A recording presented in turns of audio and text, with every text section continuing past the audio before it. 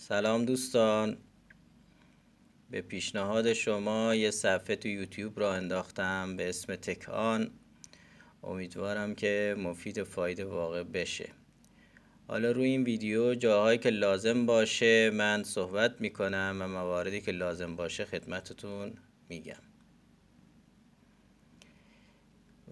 آموزش امروزمون در مورد افزونه‌ای به نام لیوداپ هست. یه افزونه گوگل کرومی هست که قابلیتی رو فراهم میکنه به اسم دوبله همزمان که شما میتونید ویدیوهایی که حالا پلی میکنید رو اگه به زبانهای دیگه باشه به فارسی دوبله میکنه و از فارسی هم میتونه به زبانهای دیگه براتون این کار رو انجام بده و همچین قابلیتی رو داره.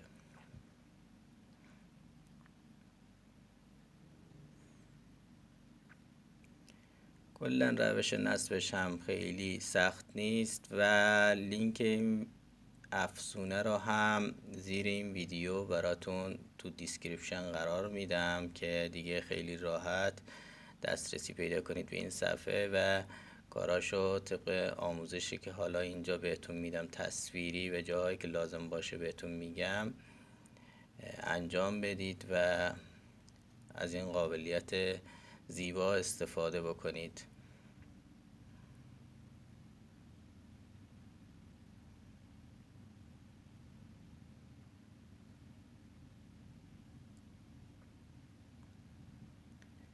کلا دیلی هم که تأخیری هم که این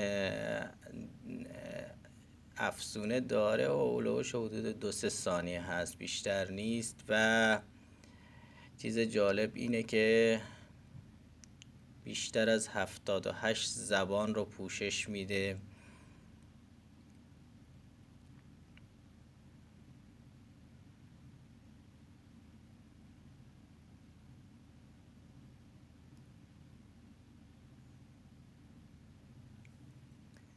و تا حالا نزدیک 15,000 ساعت دوبله انجام شده که بیشترش از زبانهای دیگه به فارسی بوده.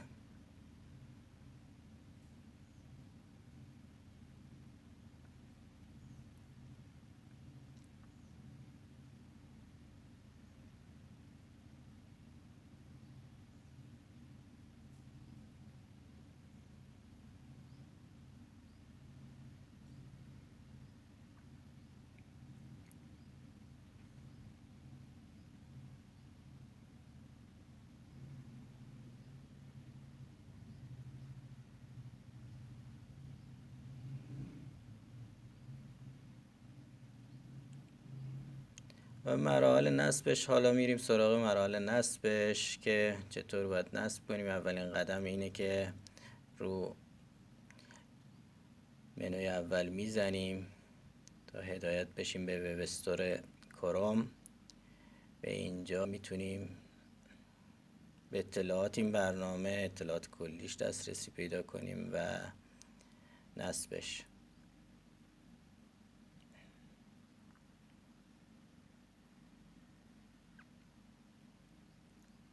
چیزی که هست نمره 4 و 8 از 5 رو از کاربران گرفته و از مدت ریلیزش هم خیلی نمیگذره و حدود یه هفته 10 روزی بیشتر فکر نکنم باشه.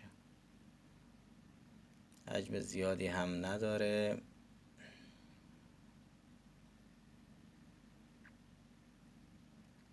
و از همینجا میتونید این برنامه رو هم با دوستاتون هم شیر بکنید تو شبکه‌های اجتماعی. و خب میریم سراغ نصب برنامه.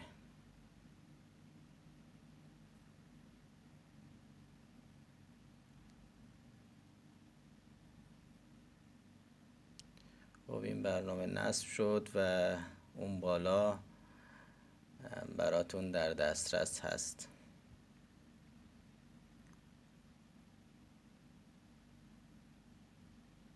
و پین میکنیم این برنامه رو با همون بالای کروممون که داشته باشیم.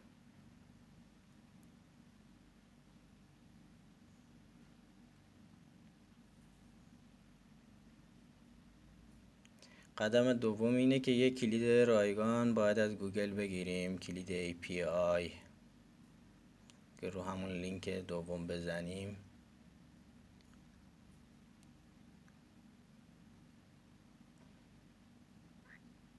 هدایت میشیم به صفحه استودیو گوگل.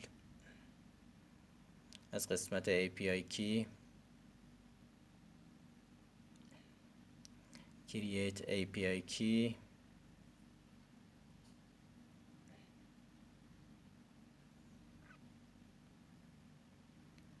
یه اسم براش انتخاب میکنیم.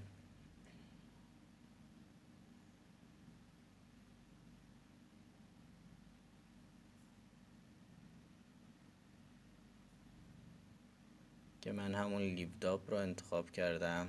کرییت رو میزنیم و منتظر میمونیم تا کی لازم و کلید گوگل برامون صادر بشه.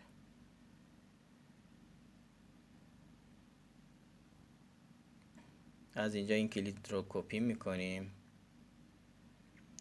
و میبریم تو اون افزونه که قبلا دانلود کردیم و اون بالا هست.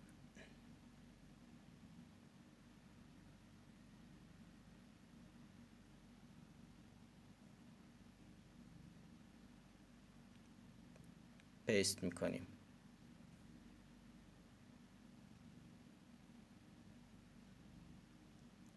و بعدش سیو رو میزنیم و سیو شد. و اون بالا زبان رو به پرشین یا فارسی تغییر میدیم و تایپ میکنیم اینو تا پرشین رو پیدا کنیم و انتخاب کنیم. و بعدش همون پایینتر انیبل رو هم فعال میکنیم که برای دوبله همزمان برای تمام ویدیوها فعال باشه و برای تمام تپ هایی که باز میکنیم. از راس زاویه برگشت پهپادها تا شکنندگی صحنه امنیتی در غرب ایران را فاش کنند. سه حمله و در ادامه هم تأسیسات نفتی و حیاتی را هدف قرار داد. این تحول به نظر دو نمونه از دوبله ها و اگه دوست داشتید ما را هم سابسکرایب بکنید تا گممون نکنید. خدا نگهدار.